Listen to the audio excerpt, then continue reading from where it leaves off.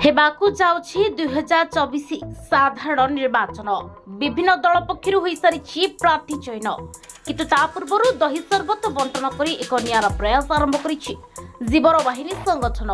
तेबे आउ केतुटा दिन पर साधारण निर्वाचन हेबाकु जाउथबा बेले मयूरभंज जिला बेतनटी ब्लॉक बड़ासाई निर्वाचन मंडली पाई जड़े भल प्रार्थी को विजय लाभ करने दाबी करने जी भी विजय लाभ करंतु किंतु बैसिंगार सामूहिक विकास करने दाबी करिछि जीवन बाहिनी संगठन।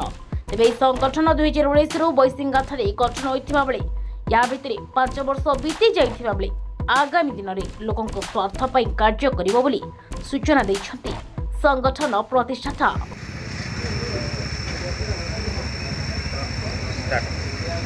जय जगन्नाथ साईराम। मु श्री सीताकांत महापात्र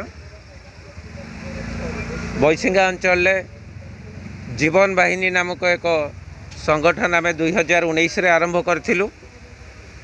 या भितर 5 वर्ष अतिक्रांत हो जाइए किंतु सेते शाणित रूप दे पारि नथिलु किंतु ये 2024 आज ठारू महाविशुभ संक्रांतिर ये जो ओडिया नववर्ष रे आमे प्रथमे दही चल्ला मागणार वितरण करने महुरी उड़ा पड़िया आमर निजर शिविर को आम ओपेन कलु खोलु जहाँकि सम्मानित अतिथि भाव में आम श्रीजुक्त रघुनाथ सार को आम एठू डाकी आउ उत्तरीय प्रदान करूँ।